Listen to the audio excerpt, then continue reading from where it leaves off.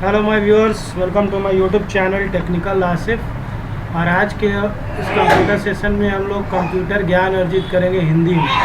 और हिंदी में हम कंप्यूटर का अर्थ मतलब सारा कुछ हम लोग इस सेशन में हिंदी में सीखेंगे। तो चलिए स्टार्ट करते हैं विदाउट लेट। कंप्यूटर ज्ञान मीन्स कंप्यूटर नॉलेज। क्या कहते हैं? कंप्यूटर शब्द की उत्पत्ति लैटिन भाषा के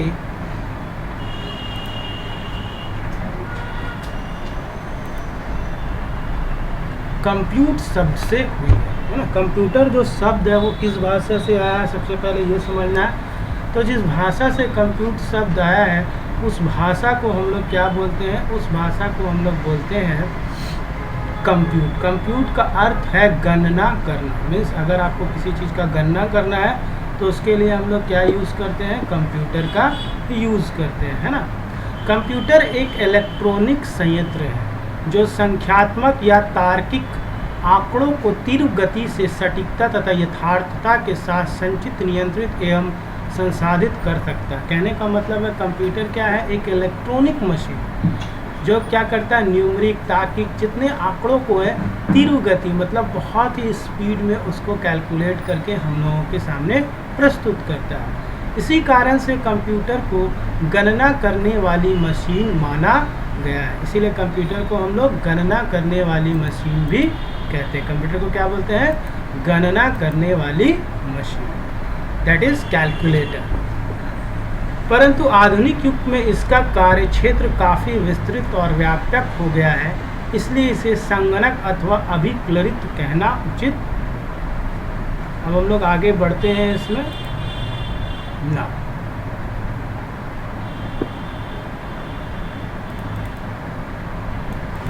कंप्यूटर के कार्य को समझने के लिए महत्वपूर्ण प्रयुक्त शब्द निम्नता है। अगर आपको कंप्यूटर को समझना है तो कौन सा ऐसा अर्थ है जो आपको सबसे ज़्यादा समझना होगा? तो यहाँ पे आप देखेंगे कि जो सबसे समझने योग्य है वो है डेटा। डाटा भी बोलते हैं इसको। डाटा शब्द की उत्पत्ति लैटिन भाषा के दातम शब्द से हुई है। अब ये MCQ में क्वेश्चन आ सकता है कि डाटा शब्द का उत्पत्ति कहाँ से हुआ है, तो उसका लैटिन भाषा कौन सा है? तो उसका लैटिन भाषा क्या होता है? दातम होता है ना। उसका लैटिन जो भाषा है उसको हम लोग क्या बोलते हैं? दाता बोलते हैं। डाटा जिसका अर्थ है तथ्य या तथ्यों एवं आंकड़ों का एक संग्रह है जो प्रत्यक्ष या सीधा उपयोग करने योग्य नहीं होता है। मीन्स इसको हम डायरेक्टली यूज़ नहीं कर सकते, है ना। इसको हम लोग डायरेक्टली यूज़ नहीं कर सकते हैं डाटा। साधन दूसरा होता है प्रोसेसिंग। इसका अर्थ है ऐसी प्रक्रियाएं करना जिससे डाटा उपयोग करने योग्य बने। मीन्स डाटा को अगर उपयोग योग्य बनाना है तो उसके लिए हम लोग डेटा को क्या करते हैं? प्रोसेस करते हैं। जैसे अगर खाना होता है तो खाना में पहले क्या होता है? डेटा, चावल, दाल, सब्जी। उसके बाद उसको कुकर में प्रोसेसिंग किया जाता है। तो यहाँ भी डाटा को क्या करते हैं हम लोग? डाटा का यहाँ पे प्रोसेसिंग होता है, ठीक है। प्रोसेसिंग होने के बाद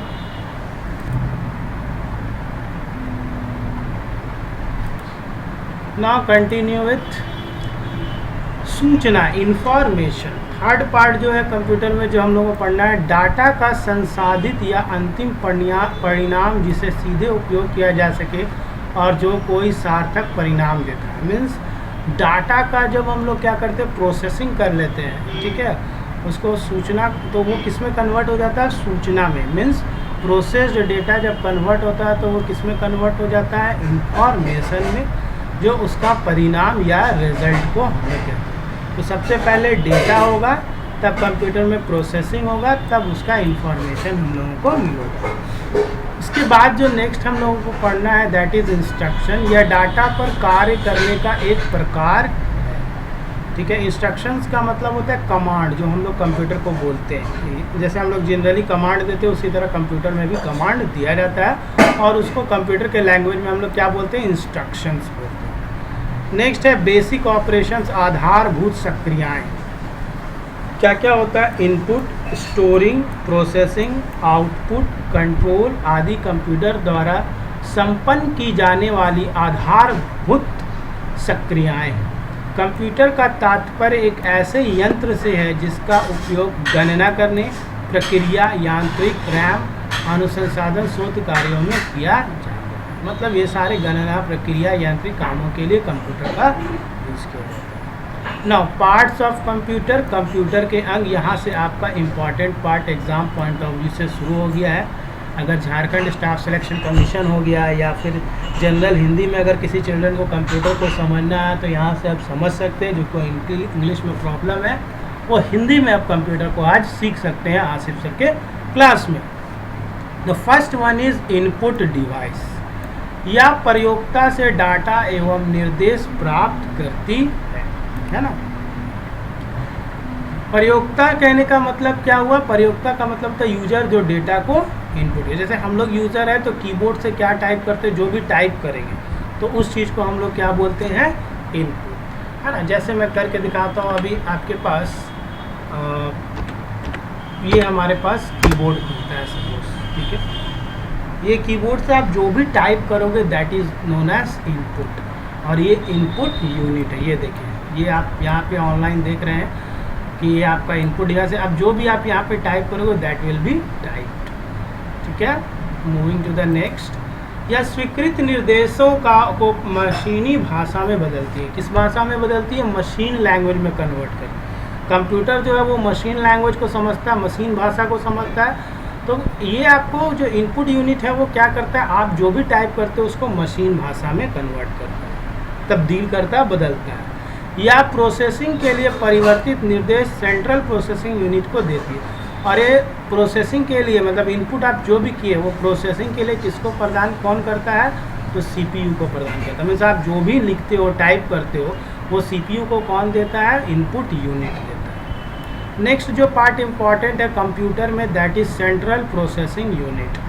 कंप्यूटर के सभी प्रोसेसिंग कार्य इसी के द्वारा संपन्न होते हैं। जितना प्रोसेसिंग का दिमाग वाला काम है सब सीपीयू करता है, इसीलिए सीपीयू को हम लोग मस्तिष्क भी कहते हैं, कंप्यूटर का मस्तिष्क भी कहते हैं, that is the brain of computer. या कंप्यूटर सिस्टम के सभी भागों को नियंत्रित करता है। नियंत्रित मतलब कंट्रोल करता है। कंप्यूटर का जितना भी पार्ट्स है इन सारे पार्ट्स को कौन कंट्रोल करके रखता है, सेंट्रल प्रोसेसिंग यूनिट। सीपीयू 3 अंग है। सीपीयू के कितने अंग हैं, अगर आपसे एग्जाम में पूछा जाए तो इसके 3 अंग होते हैं। The first one is arithmetic and logic unit. यह सभी गणितीय एवं तार्किक की क्रियाओं को संपन्न करता है। या कई छोटे लोकेशंस जिन्हें रजिस्टर्स कहा जाता है। कंप्यूटर में छोटा छोटा लोकेशंस होता है, उस लोकेशन को कंप्यूटर में रजिस्टर्स बोलते हैं। देखिए अभी एमसीक्यू में क्वेश्चन आ सकता है तो आप इसको देखिए ध्यान से। जो छोटा छोटा लोकेशन होता है कंप्यूटर में उसको हम लोग क्या बोलते हैं, रजिस्टर्स। ये आपको याद रखना है, ये बीच में आएगा एमसीक्यू में ये क्वेश्चन से मिलकर बना होता है। इसके दो भाग होते हैं। अब एएलयू का कितना भाग होता है, इसको 2 भाग में बांटा गया। एक अरिथमेटिक सेक्शन, इस भाग में सभी जटिल गणित सक्रियाएं संपन्न, मतलब जितना भी एडिशन, मल्टीप्लिकेशन, डिवीजन है ये सारा अरिथमेटिक सेक्शन में आता है। दूसरा होता है लॉजिक सेक्शन, और ये भाग तुलना, कंपेयर करना, चयन, चुनना तथा डाटा रूपांतर जैसे सभी तार्किक सक्रियाएं संपन्न करता है। नेक्स्ट है control unit computer. Second part क्या है, कंट्रोल यूनिट। या इनपुट युक्तियों से मेमोरी, स्मृति एवं मेमोरी से अरिथमेटिक लॉजिक यूनिट को डाटा स्थानांतरण, इसका काम होता है एक यूनिट से दूसरे यूनिट में डेटा को ट्रांसफर करना। सिंपल लैंग्वेज यही है। थर्ड है मेमोरी।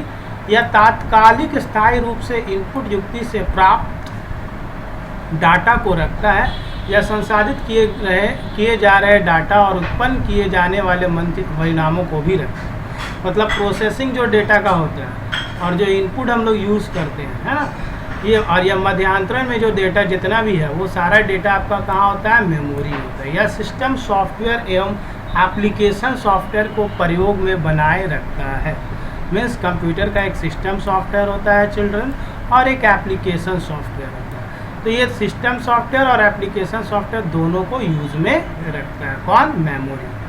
मुख्य मेमोरी 2 प्रकार की होती है, बहुत इंपॉर्टेंट है, ये एग्जाम में पूछा जाता है। First one is RAM and second one is ROM. RAM का फुल फॉर्म होता है रैंडम एक्सेस मेमोरी, रोम का फुल फॉर्म होता है रीड ओनली मेमोरी। रैम एवं रोम को कंप्यूटर की मुख्य मेमोरी मतलब प्राइमरी मेमोरी के रूप में जाना जाता है। रैम और रोम जो है कंप्यूटर का क्या जाना जाता है, मुख्य रूप जैसे प्राइमरी मेमोरी के रूप में जाना जाता है। आउटपुट यूनिट, आउटपुट इकाई या सीपीयू से संसाधित डाटा परिणाम प्राप्त करती है। सीपीयू से जो भी डाटा हमारा होता है वो कहाँ से जाता है वापस लास्ट में, तो वो आउटपुट यूनिट में जाता है।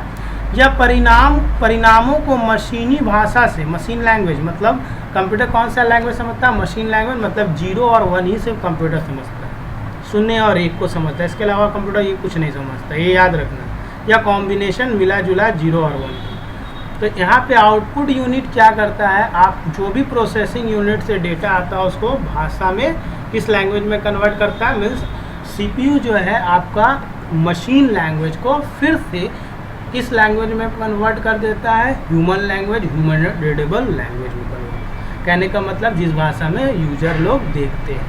जैसे यहाँ या प्रयोक्ता को परिणाम दिखाती है, हम प्रिंट करती है। आउटपुट यूनिट क्या करती है, आपका सीपीयू से जो भी इंफॉर्मेशन आया बन के उसको आउटपुट यूनिट यानी मॉनिटर में आपको डिस्प्ले करती है या प्रिंटर के थ्रू प्रिंट करके दे देती है।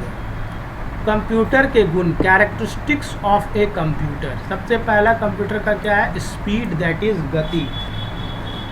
कंप्यूटर पल भर में लाखों गणनाएं कर सकता है। कितना, लाखों, या इतना तीव्र होता है कि 1 सेकंड में हजारों लाखों गणितीय क्रियाएं एक साथ कर सकता है। अर्थात कंप्यूटर में आंकड़ों को तीव्र गति से संसाधित किया जाता है। मीन्स लाखों का मल्टीप्लिकेशन ये चुटकियों में कर सकता है, इतना फास्ट होता है कंप्यूटर। ना एक्यूरेसी, सेकंड कैरेक्टरिस्टिक्स जो है कंप्यूटर का, दैट इज एक्यूरेसी है। कंप्यूटर कठिन से कठिन प्रश्न का भी बिना किसी त्रुटि के परिणाम निकाल देता है। मीन्स कितना भी कठिन हो, ठीक है, प्रश्न, कंप्यूटर उसको बिना त्रुटि में, बिना गलती किए उसका रिजल्ट बता देता है। इसमें शुद्ध निर्देशों, इंस्ट्रक्शन एवं आंकड़ों के द्वारा त्रुटिहीन सूचनाएं प्राप्त होती हैं। निर्देश मतलब इंस्ट्रक्शन और आंकड़ों को क्या करें, त्रुटिहीन मीन्स बिना गलती किए, है ना, सूचनाएं मतलब इंफॉर्मेशन को ये हम लोगों के सामने रखता है।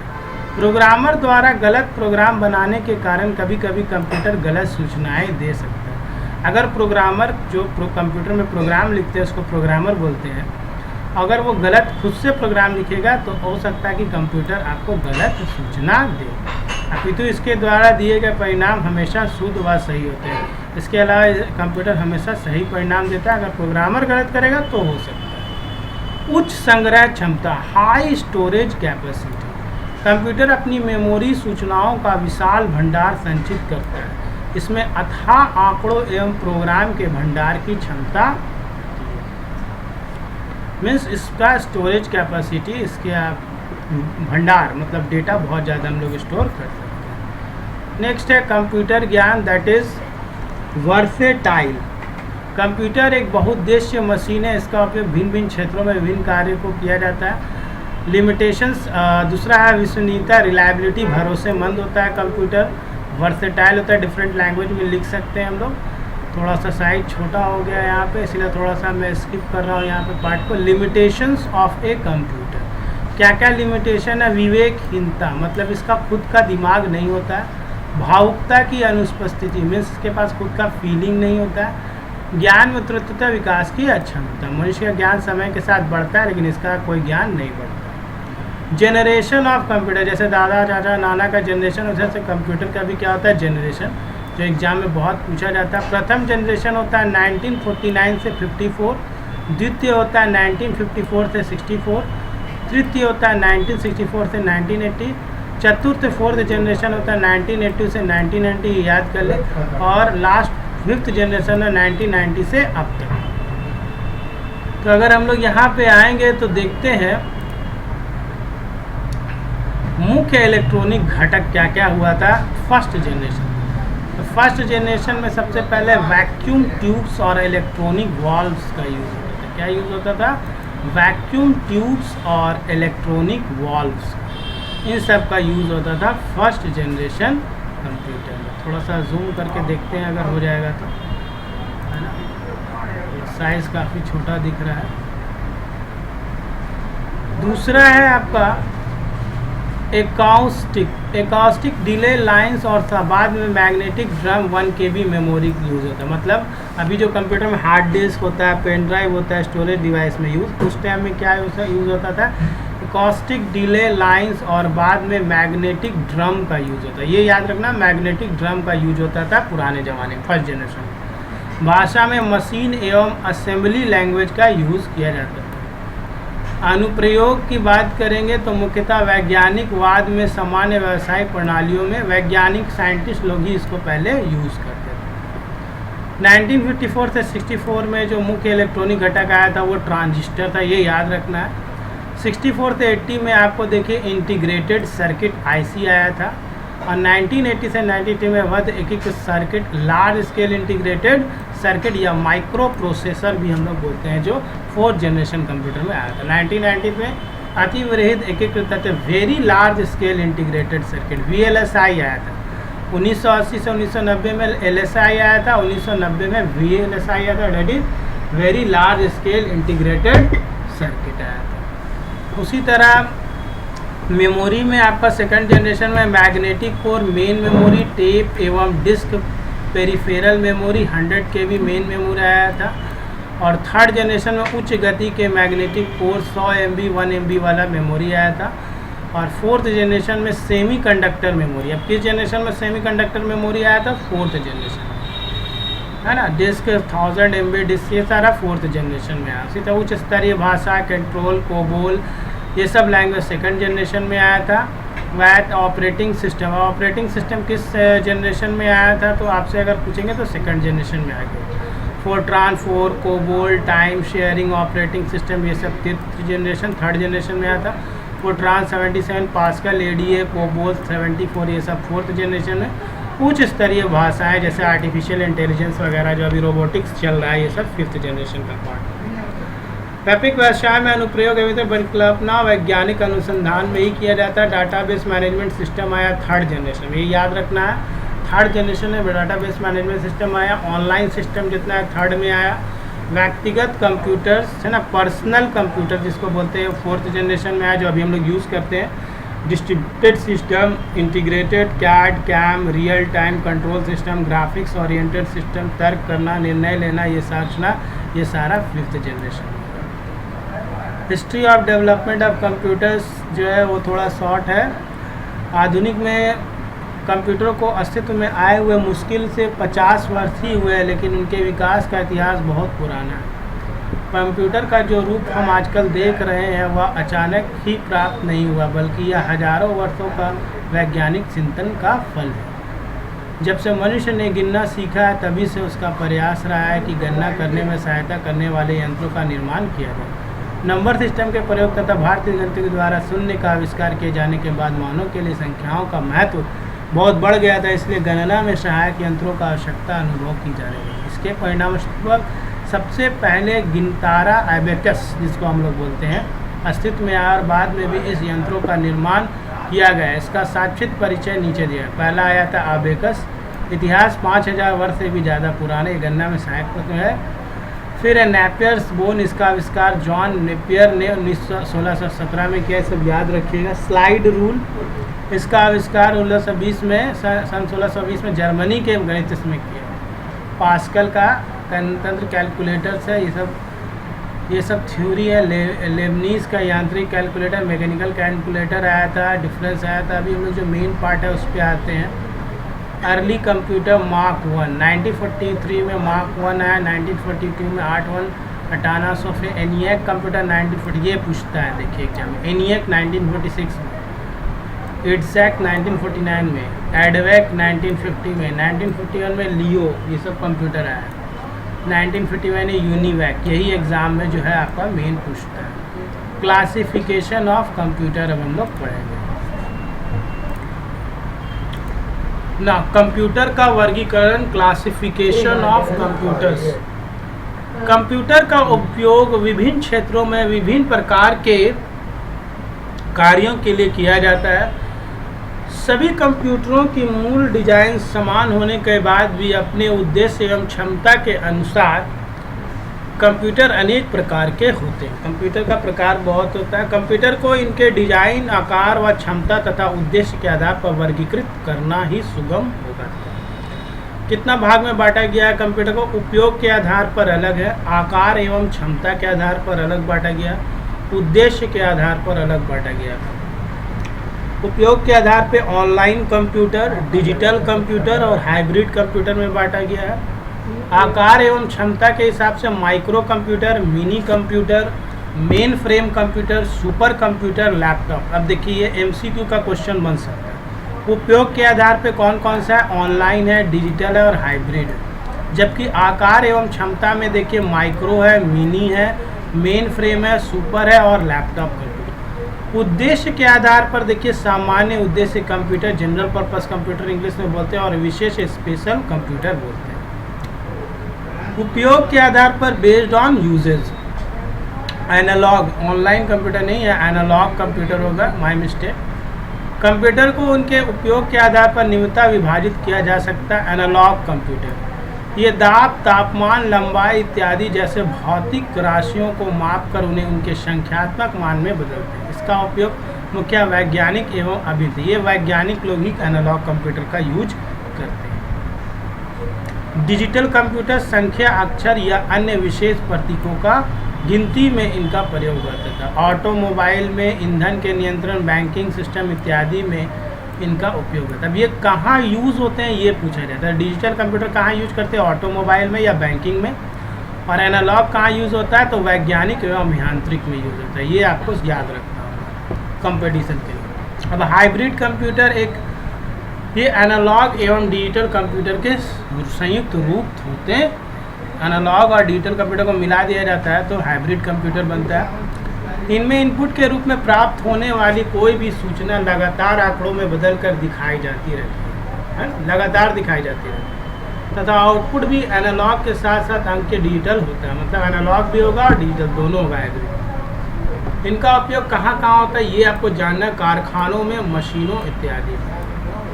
हाइब्रिड कंप्यूटर का सर्वाधिक उपयोग चिकित्सा के क्षेत्र में किया जाता है, मतलब डॉक्टर्स लाइन्स में इसका सबसे ज़्यादा यूज़ किया जाता है। आकार एवं क्षमता के आधार पर, साइज एंड कैपेबिलिटी के आधार पर माइक्रो कंप्यूटर है ना। माइक्रो कंप्यूटर किस में बोलते हैं? ये क्या यूज़ करते हैं? ये एमसीक्यू के लिए आपको याद रखना, माइक्रो प्रोसेसर का यूज़ करते हैं इनपुट और आउटपुट के लिए।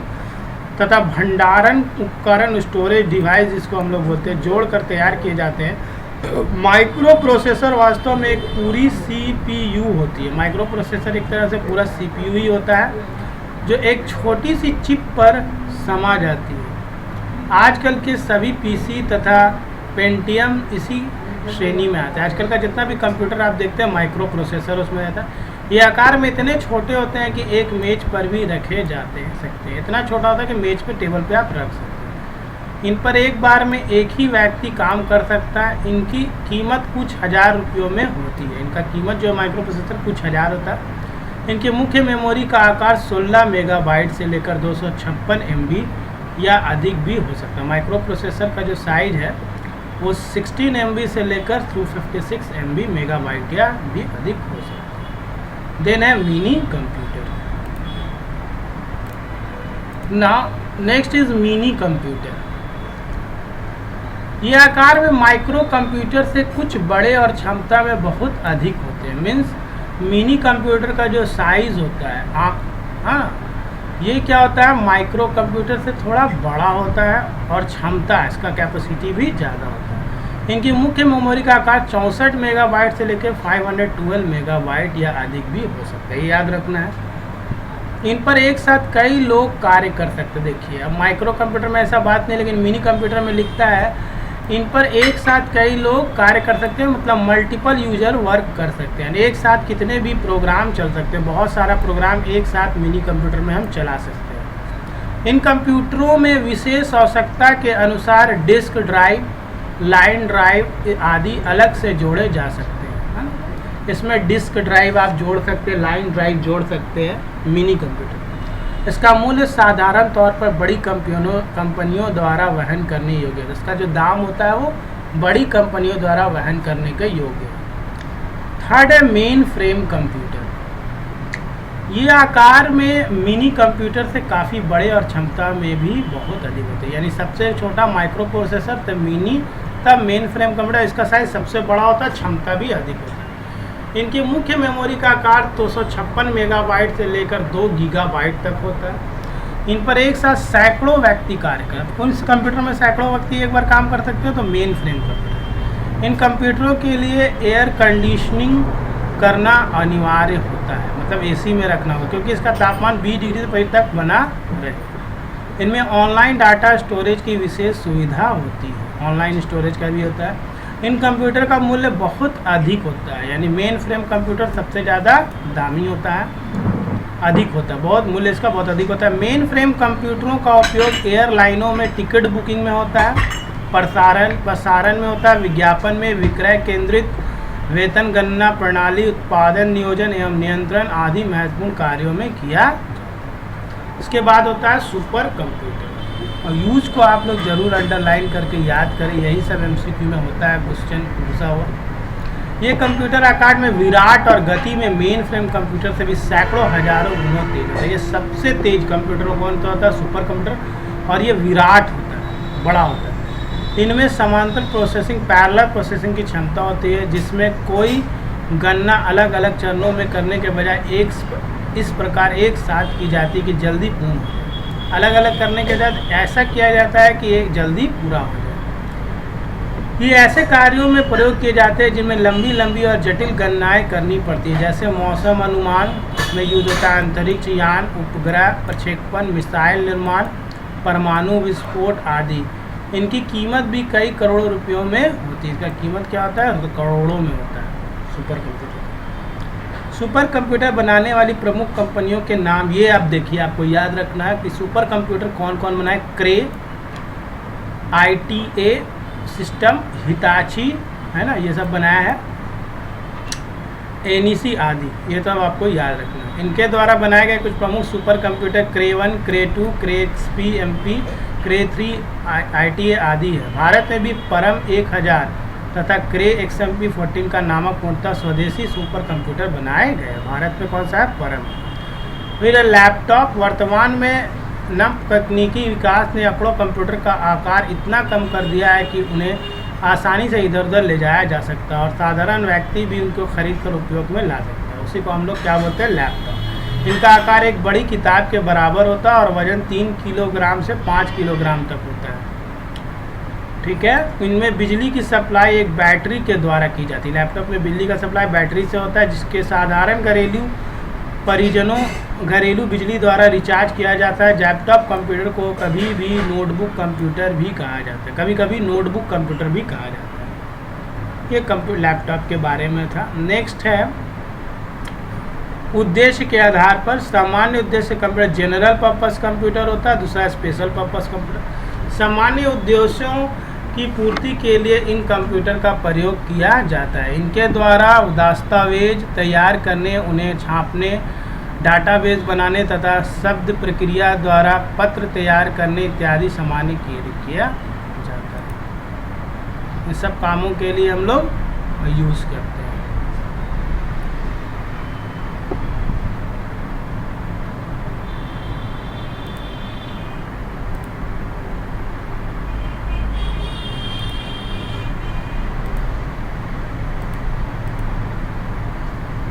नेक्स्ट है स्पेशल पर्पस कंप्यूटर। तो जनरल पर्पस कंप्यूटर हम लोग किस लिए यूज़ करते हैं? डाटाबेस बनाने तथा शब्द प्रक्रिया द्वारा पत्र तैयार करने इत्यादि सामान्य कार्य में किया जाता है। जबकि स्पेशल पर्पस कंप्यूटर का प्रयोग किया जाता है विशिष्ट उद्देश्यों के लिए, जैसे अंतरिक्ष विज्ञान, मौसम विज्ञान, उपग्रह विज्ञान, यातायात नियंत्रण, कृषि विज्ञान, इंजीनियरिंग, भौतिकी, रासायनिक, ये सब चीज़ों के लिए हम लोग यूज़ करते हैं विशिष्ट, that is special purpose computer. Next है डाटा रिप्रेजेंटेशन।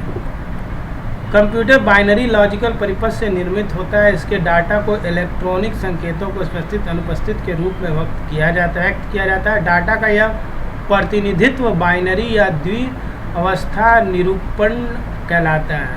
कंप्यूटर में डाटा को व्यक्त करने के लिए संख्या प्रति नंबर सिस्टम का यूज। डाटा को किस तरह से दिखाया जाता है कंप्यूटर सिस्टम में? नंबर सिस्टम में। यह संख्या प्रणाली बाइनरी अवस्था होती है। इसको इलेक्ट्रॉनिक परिपथ रजिस्टर ट्रांजिस्टर दो अवस्थाओं को समझाते हैं जिन्हें ऑन और ऑफ। ऑन का मतलब होता है 1 और ऑफ का मतलब होता है चिल्ड्रन 0।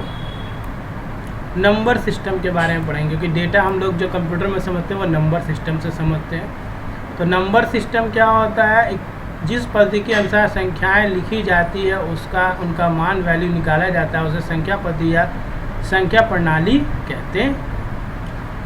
कंप्यूटर में कई कारणों से हमें आधार 2 वाली बाइनरी संख्या पद्धति का प्रयोग करना पड़ता है, लेकिन छोटी छोटी संख्याओं को भी बाइनरी में लिखने पर बिट्टों की संख्या बहुत हो जाती है।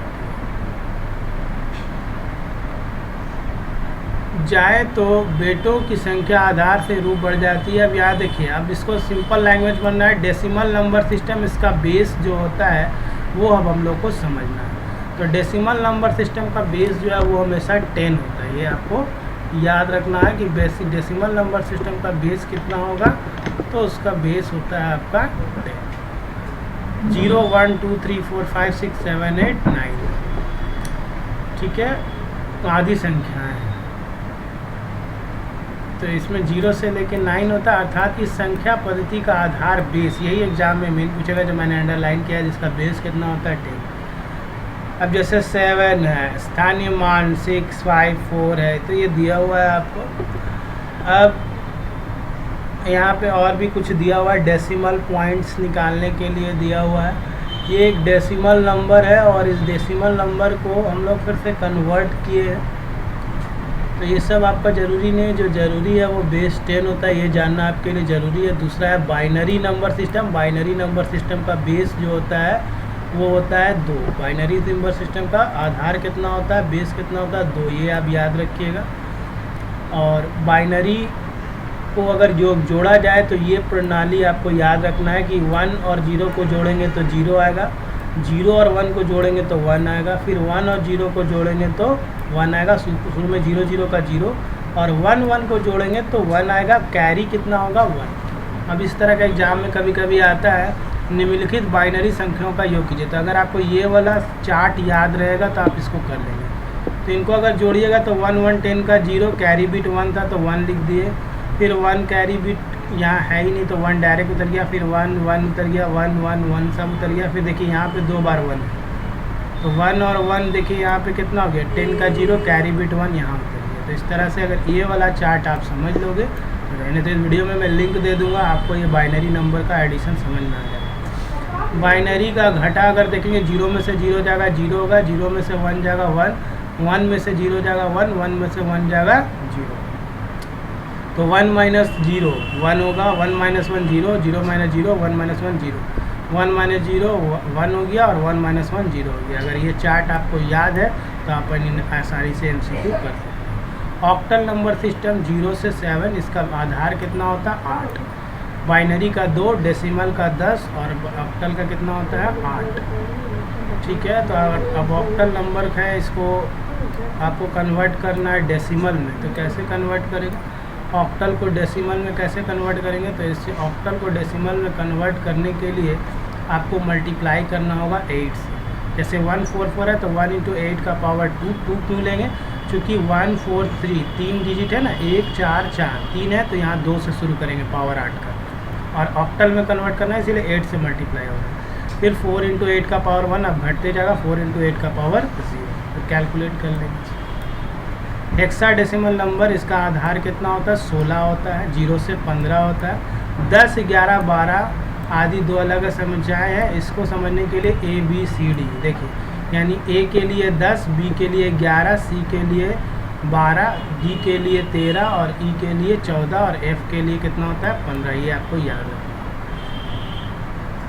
Hexadecimal number system.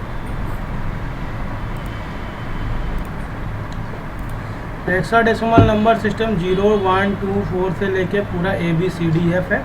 इसमें A के लिए देखिए 10 होगा, B का 11, C का 12, D का 13, E का 14, F का 15, ये याद रखना है। इसमें कन्वर्टर 16 का पावर 0, 16 का पावर 1, 16 का पावर 2 से हो। माइनस वाले केस में इस तरह से हो, कन्वर्जन में आपको काम आएगा। अब ये तालिका आपको याद होना चाहिए, 0 से लेके 15। बाइनरी इसका देखिए यहाँ लिखा हुआ है, ऑक्टल नंबर भी अष्टमिक लिखा हुआ और ये हेक्साडेसिमल भी लिखा हुआ है।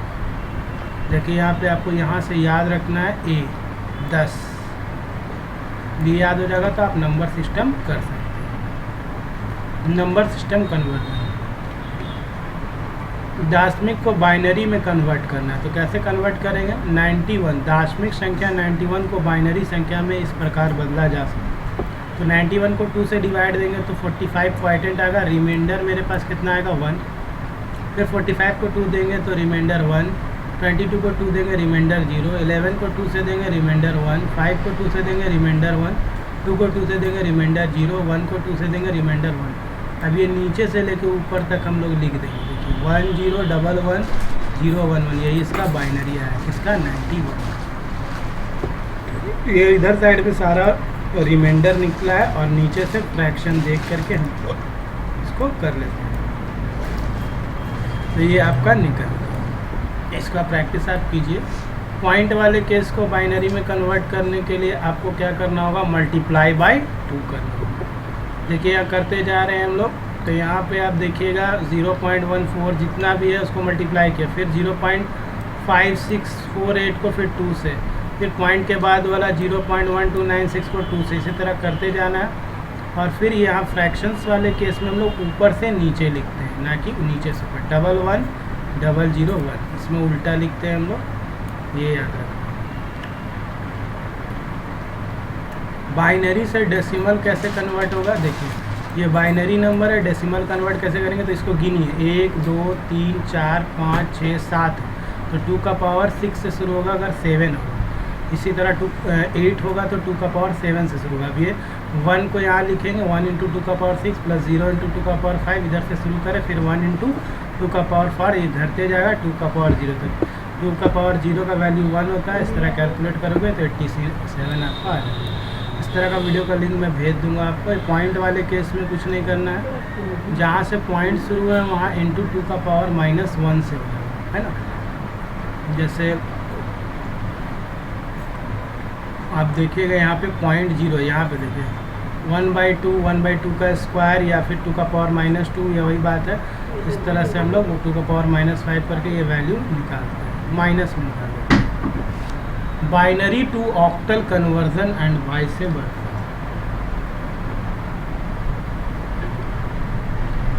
अब बाइनरी को ऑक्टल में कैसे कन्वर्ट करेंगे? तो बाइनरी से ऑक्टल हमेशा 3 बिट में रहता है। बाइनरी उसका 0 का इतना होता है, 1 का इतना, 2 का 10 होता है, 3 बिट में लिखेंगे, 3 का 11 होता है, 3 बिट में आगे 0 लगा के लिखते हैं। अष्टमिक ये हो गया, बाइनरी अंक हो गया।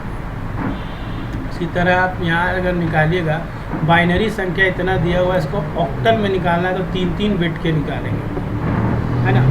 कैसे निकालेंगे? तो 3 बिट इधर से हो गया, तो 001 के लिए देखिए यहाँ पे 1 लिखा गया, फिर 111 के लिए यहाँ देखिए 7 लिख दिया है, और 111 के बाद 10 है, 010, यानी ये देखिए 3 बिट का कॉम्बिनेशन है, 271। इसके लिए मैं वीडियो दे दूँगा, आप डिस्क्रिप्शन के लिंक में इसको समझ सकते हैं, मैं भेज दूँगा आपको, आप उस लिंक से इसको अच्छे से कर सकते हैं, मैं वीडियो जो शेयर करूँगा। ये बाइनरी, अब हेक्साडेसिमल की बात करें तो बाइनरी को 4 बिट में दिखाया जाता है। देखिए इस तरह से 4 बिट, 2 का 10 होता है लेकिन आगे 2 0 बैठा दिए, 3 का 11 होता है आगे 2 0, 4 का 100 होता है तो 1 0 आगे बैठा दिए, 5 का 101 होता है, 1 0 आगे बैठा के 4 बिट में हेक्सा में दिखाने के लिए। ये इस तरह से है। इसी तरह बाइनरी संख्या को षष्ठदामिक में लिखना है तो कैसे लिखेंगे? और 4 बिट का बनाएंगे तो 1001, फिर आपका 1011, फिर 0101, इस तरह से देखिए तोड़ा गया है ना 4 बिट में। 4 बिट में तोड़िएगा तो आपको इसमें सारा कुछ मिल जाएगा। D7A मिल गया आपको।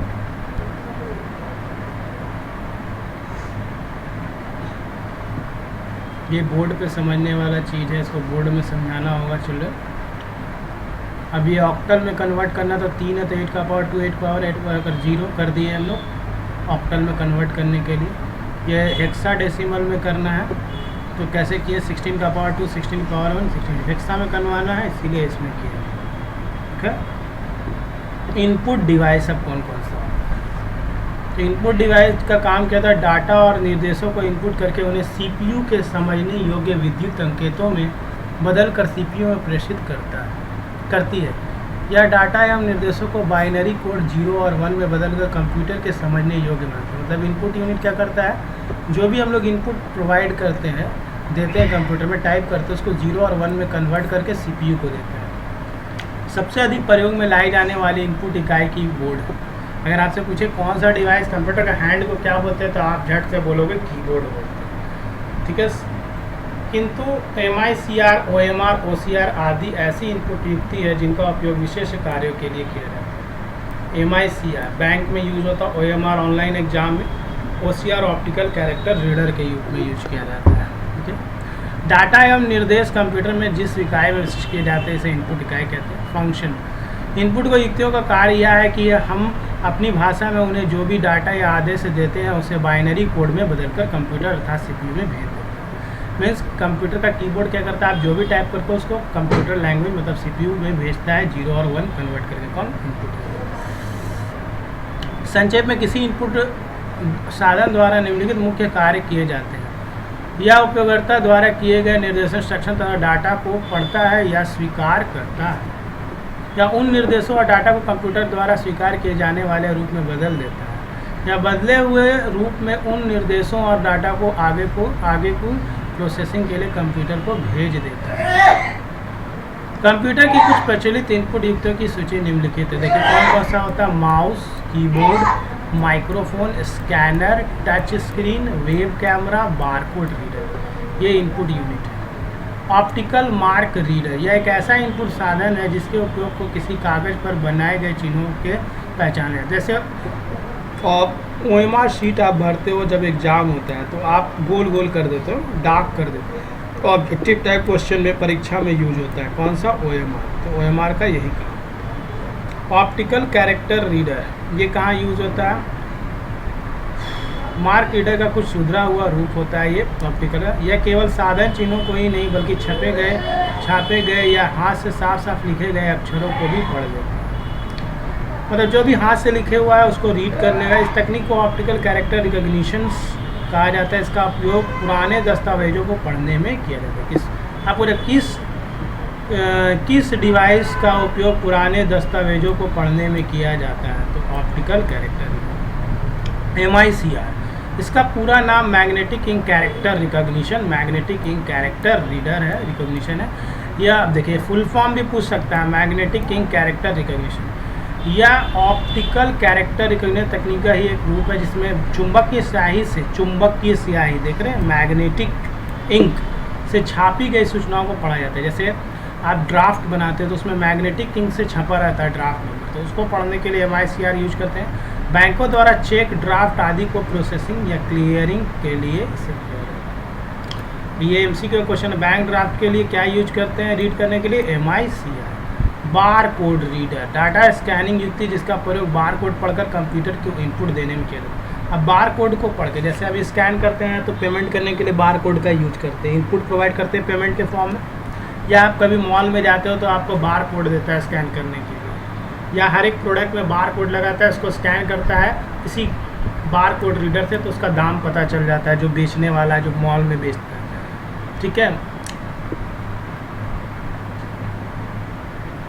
बार कोड कुछ छोटी छोटी विभिन्न मोटाई की रेखाएं होती है जिनमें सूचनाएं रिकॉर्ड की जाती है। बार कोड रीडर इन सूचनाओं को पढ़ लेता है और कंप्यूटर को भेज देता है।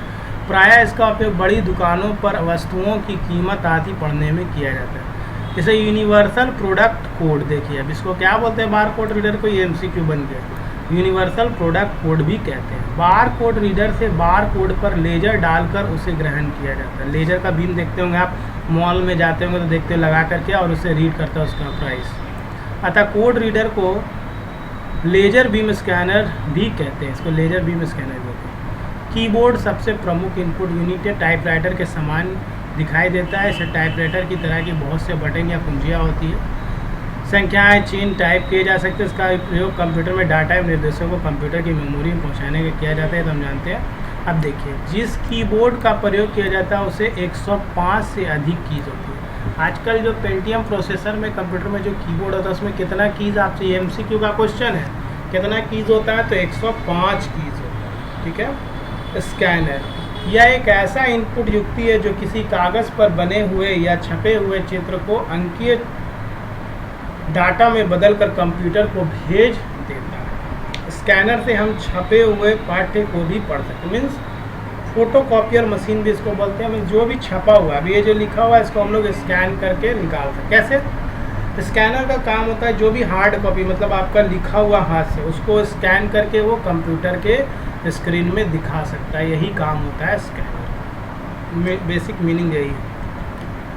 मैं कह रहा स्कैनर एक फोटोग्राफी मशीन की तरह होता है। ये पॉइंट आपको याद है। स्कैनर को हम लोग फोटोकॉपी मशीन भी कहते हैं। इसका कवर को उठाकर चित्र या पाठ्य वाले कागज़ का मुंह नीचे करके रख दिया जाता है और कवर से ढक दिया जाता है। Cam scanner, tap scanner, online scanner भी है ऐप के फॉर्म में। हैंड हेल्ड स्कैनर या सस्ता एवं आकार में छोटा होता है। इसे आप पेपर शीट पर घुमाकर पेपर शीट के डाटा के स्कैन कर सकते हैं। पेज स्कैनर या बड़े आकार की डेस्कटॉप युक्ति, इसमें हमें स्कैन किया जाने वाला पेपर लगाना होता है। फ्लैट बेड स्कैनर या सर्वाधिक प्रयोग किए जाने वाला है। सबसे ज़्यादा कौन सा यूज होता है? Flat bed scanner.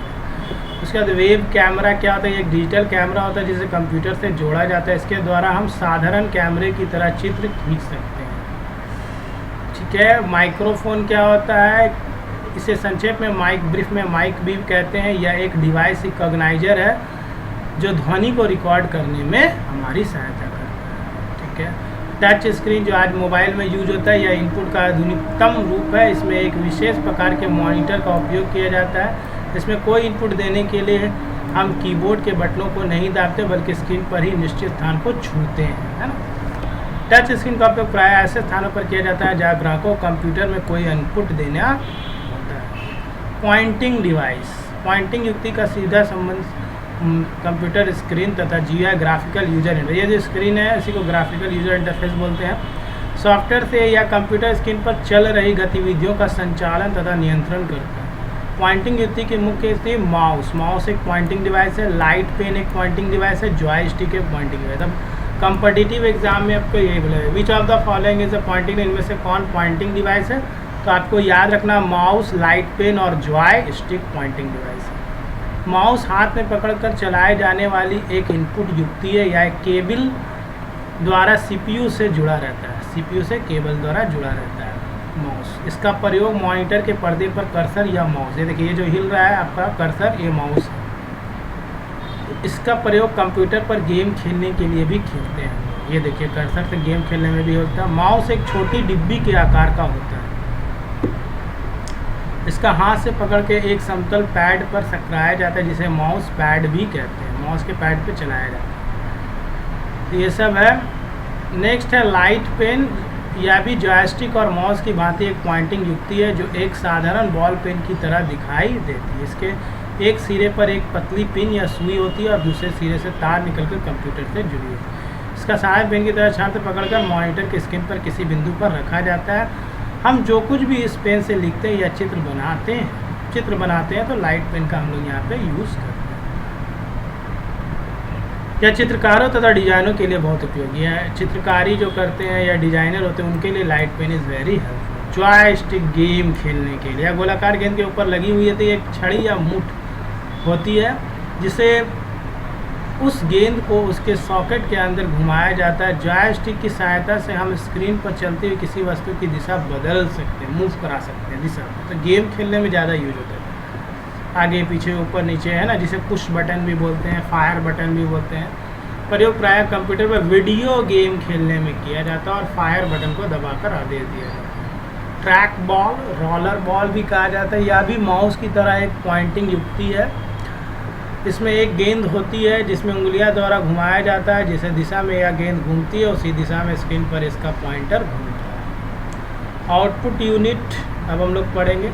किसी कंप्यूटर सिस्टम में इनपुट युक्तियों की तरह आउटपुट के साधनों का भी महत्वपूर्ण स्थान है क्योंकि उपयोगकर्ता को अपने कार्यों का परिणाम इन्हीं युक्तियों में मिलता है। जिस रूप में इन युक्तियों की तरह आउटपुट युक्ति भी अनेक रूपों में होता है। कार्य, फंक्शन क्या होता है? आउटपुट युक्तियों का कार्य है कि वे कंप्यूटर से प्राप्त होने वाले परिणामों को जो बाइनरी कोड में होते हैं ना, कंप्यूटर से परिणाम किस में मिलता है? बाइनरी कोड में। हमारे लिए उचित संकेतों या भाषा तथा चित्रों में बदलकर भेजें। मतलब ह्यूमन लैंग्वेज में, जैसे हम लोग पढ़ सकते हैं उस लैंग्वेज में कन्वर्ट करके कौन देता है? Output unit. और इनपुट यूनिट क्या करता है? कन्वर्ट कर देता है डेटा को मशीन लैंग्वेज, मशीन भाषा। इस प्रकार किसी आउटपुट साधन द्वारा कार्य किए जाते हैं। क्या क्या कार्य किया जाता है? देखिए, यह कंप्यूटर द्वारा दिए गए परिणामों को स्वीकार करता है जो बाइनरी कोड रूप में होते हैं, या उन कोड के रूप में दिए गए परिणामों को हमारे द्वारा पढ़ने या समझने योग्य रूप में बदल देता है, या उन पर बदलने हुए रूप में परिणामों को हमारे सामने प्रस्तुत करता है। Moving to the next, computer की कुछ प्रचलित आउटपुट युक्तियाँ क्या क्या होता है? Monitor, printer, headphone, sound card, speaker, video card, plotter, ये सब आउटपुट यूनिट है। मॉनिटर किसी टर्मिनल का पहला भाग होता है। कुंजी पटल कीबोर्ड उसका दूसरा भाग होता है। मॉनिटर किसी टेलीविज़न के पर्दे की तरह होता है, टीवी की तरह लुक का होता है। चमकीले अक्षर या चिन्हों में सूचनाएं तथा चित्र दिखाए जाते हैं। इसे देखिए, अब इसको विजुअल डिस्प्ले यूनिट भी कहा जाता है। यह आउटपुट का काम करता है। टर्मिनल का दूसरा भाग कुंजी पटल इनपुट का कार्य करता है।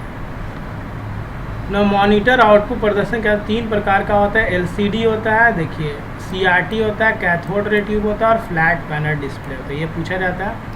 टीवी सेट के समान ही होता है। पिक्चर ट्यूब एलिमेंट होते हैं या tube CRT cathode ray tube कहलाते हैं। हाल ही मॉनिटर का नई तकनीक विकसित की गई है, इसको हम लोग लिक्विड क्रिस्टल डिस्प्ले तकनीक कहते हैं। अभी जो चल रहा है वो लिक्विड क्रिस्टल डिस्प्ले, और एलईडी चल रहा है, that is light emitting diode वाला। एक फ्लैट पैनल डिस्प्ले भी चल रहा है। मॉनिटर का वर्गीकरण तकनीकी के आधार पर सीआरटी, एलसीडी और फ्लैट पैनल डिस्प्ले के आधार पर श्वेत, श्याम, मोनोक्रोम और कलर किया गया। फिर डिवाइस है प्रिंटर, जिसका काम प्रिंट करना होता है, हार्ड कॉपी निकालना एक महत्वपूर्ण साधन है। होते हुए रिपोर्ट तैयार होती है, परिणाम या रिपोर्ट को प्रिंटर द्वारा कागज़ पर छपवाया जाता है। प्रिंटर का वर्गीकरण देखें तो इम्पैक्ट प्रिंटर और एक नॉन इम्पैक्ट प्रिंटर होता है। प्रिंट क्षमता के आधार पर page printer, line printer, character printer होता है। इम्पैक्ट प्रिंटर में डार्ट मैट्रिक्स प्रिंटर होता है और डेजी व्हील प्रिंटर होता है। नॉन इम्पैक्ट प्रिंटर में आपका लेजर प्रिंटर होता है, जो लिखा नहीं है, लेकिन non impact printer laser printer होता है। और लाइन एक और प्रिंटर होता है और इंकजेट प्रिंटर होता है। तेज printer, thermal, inkjet and laser printer, ये सारा आपका किस में होता है? Non impact printer. प्लॉटर ये एक विशेष प्रकार का आउटपुट डिवाइस होता है जो ग्राफ, चार्ट, डिज़ाइन, नक्शे आदि छापने के लिए उपयोग किया जाता है। थोड़ा थोड़ा हम लोग को पढ़ लेना है। स्पीकर या एक ऐसी व्यक्ति है जिसे कंप्यूटर आवाज़ के रूप में आउटपुट दे सकता है, आवाज़ के लिए यूज करते हैं। हेडफोन या एक ऐसी व्यक्ति है जो स्पीकर जैसा ही कार्य करता है, परंतु इसे सिर पर एक बेल्ट की तरह पहना जाता है। सिर पर बेल्ट तरह पहनते हैं और उसमें आवाज़ सुना जाता है। स्पीकर की जगह पे हेडफोन यूज किया जाता है। कंप्यूटर मेमोरी, जिसमें डाटा और आदेशों का प्रोग्राम को स्टोर किया जाता है। जितना भी प्रोग्राम, डेटा, गाना, सॉन्ग्स है ना, और डॉक्यूमेंट सारा कहाँ स्टोर होता है? मेमोरी में स्टोर होता है। पहले मैग्नेटिक टेप वगैरह का यूज होता था, इंटीग्रेटेड सर्किटरी, चुंबक के डिस्क वगैरह यूज किया जाता है। अभी तो हम लोग मेमोरी में हार्ड डिस्क, रैम, रोम का यूज़ करते हैं, है ना। किसी कंप्यूटर की मेमोरी को 2 श्रेणियों में बांटा गया है, ये आपको याद रखना, मेन मेमोरी और दूसरा होता है ऑक्सिलियरी मेमोरी या सेकेंडरी मेमोरी। मेमोरी का वह भाग है जो सीपीयू के सीधे संपर्क में रहता है। सीपीयू का सीधे संपर्क में जो मेमोरी होता है उससे हम लोग प्राइमरी मेमोरी करते हैं, मेन मेमोरी। और जो साधन बैकअप स्टोरेज का कार्य करता है उससे क्या करते हैं हम लोग? Auxiliary memory. मेमोरी को भिन्न प्रकार से बांटा गया है, निम्न प्रकार से। मुख्य मेमोरी, इसमें रैम और रोम होता है, जिसको रैंडम एक्सेस मेमोरी, इसको रीड ओनली मेमोरी बोलते हैं। और सहायक में floppy disk, hard disk, compact disk, magnetic disk, pen drive, ये सारा आपका। मेन मेमोरी, इंटरनल मेमोरी भी इसको कहते हैं। देखिए, अब ये याद रखना, मेन मेमोरी को इंटरनल मेमोरी भी कहा जाता है, क्योंकि यह कंप्यूटर की सीपीयू का भी भाग होता है। इसलिए इसमें लाखों की संख्या में बाइट्स होती है। प्रत्येक बाइट 8 लगातार बिट्स है। एक बाइट में कितना बिट होता है? 8 बिट्स होता है, की श्रृंखला होती है। बिट सूचना की सबसे छोटी यूनिट है ना।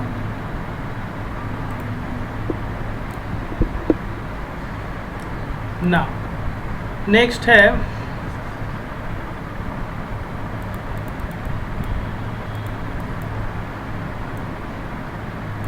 तो मुख्य मेमोरी हम लोग पढ़ लिए। अब हम लोग आगे पढ़ेंगे मुख्य मेमोरी में। ठीक है, किसी बिट की 2 स्थितियां हो सकती है, ऑन या फिर ऑफ। ऑन होगा तो 1 होगा, याद रखना। ऑफ में 0 होता है, यही बाइनरी नंबर 0 और 1, इसलिए बाइनरी का आधार 2 होता है। किसी बाइट में ऐसी 8 लगातार बिट शामिल होती हैं। इन बिटों की स्थितियों के अनुसार बाइट का मान, वैल्यू का अर्थ निकाला जाता है। मेमोरी में बाइट को ही सबसे छोटा इकाई माना जाता है। मेमोरी के प्रत्येक बाइट का एक विशेष पता एड्रेस होता है। जिस प्रकार किसी शहर में मकानों पर नंबर प्लेट होता है, उसी प्रकार मेमोरी में बाइटों पर क्रम संख्याएं बढ़ी हुई मानी जाती हैं। ये सब दिया हुआ है आपको 16 मेगाबाइट्स। नेक्स्ट हम लोग पढ़ेंगे रैंडम एक्सेस मेमोरी। यह मेमोरी एक चिप की तरह होती है जो मेटल ऑक्साइड सेमीकंडक्टर मोस से बनी होती है। रैम में उपस्थित सभी सूचनाएं अस्थायी होती हैं। अस्थायी मतलब टेम्पररी होती है, इसलिए इसे वाष्पशील मेमोरी वोलेटाइल मेमोरी बोलते हैं। Why RAM is called volatile memory. RAM को वोलेटाइल इसलिए बोलते हैं क्योंकि इसमें डेटा टेम्परली स्टोर होता है, इसीलिए इसको हम लोग वोलेटाइल मेमोरी होते हैं। क्योंकि जैसे ही पावर ऑफ होगा तो रैम के अंदर का डेटा लॉस्ट हो जाता है, इसलिए इसको हम लोग वोलेटाइल मेमोरी बोलते हैं। रैम का उपयोग डाटा को स्टोर करने तथा उसमें डाटा को पढ़ने के लिए किया जाता है। रैम में उपस्थित प्रत्येक लोकेशन का अपना एक निश्चित पता एड्रेस होता है। ठीक है, नेक्स्ट है रैम के रूप। इसका देखिए, D RAM dynamic RAM, H D RAM synchronous dynamic RAM, R D RAM रैम्बस dynamic RAM and double data dynamic RAM, D D RAM. Read only memory एक उपस्थित डाटा ये तथा निर्देशों स्थायी होते हैं, जिस कारण इसे अवाष्पशील मेमोरी नॉन वोलेटाइल। इसमें अंदर रोम में जो डेटा स्टोर होता है वो परमानेंटली स्टोर होता है। तो आपके पास रैम रोम में यही डिफरेंस है, रैम में टेम्परेरी डेटा स्टोर होता है, रोम में परमानेंटली डेटा स्टोर होता है। ठीक है, और रैम जो है वो फास्टर होता है, रोम जो होता है वो स्लोअर होता है डेटा में। रोम का उपयोग किसी भी प्रकार के इलेक्ट्रॉनिक जैसे calculator, video game, digital camera इत्यादि में किया जाता है। रोम चिप बनाते समय ही उसे कुछ आवश्यक डाटा और प्रोग्राम डाल दिए जाते हैं। रोम के दो पार्ट मुख्य कारण पी रोम है, programmable read only, E P ROM erasable programmable read only. E P ROM electronically erasable programmable read only memory, P ROM flash ROM. Cache memory. Cache memory एक विशेष प्रकार की मेमोरी है जो अत्यधिक तेज स्टैटिक रैम चिपों का उपयोग करती है और प्रोसेसर को किसी विशेष मेमोरी का उपयोग अत्यंत तेज़ी से करने की सुविधा प्रदान करती है। इसमें भी डी रैम वगैरह है। सहायक मेमोरी, ऑक्सिलरी मेमोरी। इस प्रकार की मेमोरी सीपीयू से बाहर होती है, इसलिए बाहर या सेकेंडरी मेमोरी भी कहा जाता है। इसको हम लोग सेकेंडरी मेमोरी भी कहते हैं, axillary memory, auxiliary memory. Computer की मुख्य मेमोरी बहुत महंगी होने तथा बिजली बंद कर देने पर उसे में रखी अधिकतर सूचनाएं नष्ट हो जाने के कारण ना तो हम उसे इच्छा अनुसार बढ़ा सकते हैं, ना ही उसमें कोई सूचना स्थायी रूप से स्टोर कर सकते हैं, इसलिए हमें सहायक मेमोरी का उपयोग करना है। Due to the limited size of primary memory, we use an additional memory that is auxiliary memory। क्योंकि प्राइमरी मेमोरी का साइज़ बहुत कम होता है, साइज़ जो है थोड़ा छोटा होता है और वो काफ़ी महंगा होता है और डेटा उसमें लॉस्ट हो जाता है जब पावर ऑफ होता है। इसी के वजह से हम लोग सेकेंडरी मेमोरी का यूज करते हैं। फ्लॉपी डिस्क पहले यूज़ होता था। फ्लॉपी डिस्क माइलर की बनी होती है, इसमें वृत्ताकार सर्किल डिस्क होती है जिसके दोनों और चुंबकीय पदार्थ का लेप लड़ा होता है। लगभग 2 मिलीमीटर, व्यास 3.5 इंच होता है, क्षमता 1.4 मेगाबाइट। यही याद रखिएगा एमसीक्यू के लिए, 1.44 मेगाबाइट होती है। ट्रैक्स के फॉर्म में डेटा स्टोर होता है और सेक्टर के फॉर्म में डेटा स्टोर होता है, ये आपको याद रखना है। Floppy disk drive. Hard disk जो सबसे ज़्यादा मेमोरी रखते हैं, आधुनिक हार्ड डिस्क की क्षमता 1000 गीगाबाइट होती है। विशेष प्रकार के हार्ड डिस्क भी उपलब्ध है जैसे Winchester hard disk. Compact disk जो सीडी डीवीडी यूज करते हैं उसको कॉम्पैक्ट डिस्क बोलते हैं। रीड ऑनली मेमोरी, ठीक है, लेज़र लाइट एम्पलीफिकेशंस वगैरह यूज़ करके सीडी और डीवीडी का हम लोग यूज़ करते हैं। फिर मैग्नेटिक टेप का हम लोग यूज़ करते हैं। प्रोग्रामिंग लैंग्वेजेस हम लोग नेक्स्ट क्लास में करेंगे, अभी के लिए इतना ही। Thank you.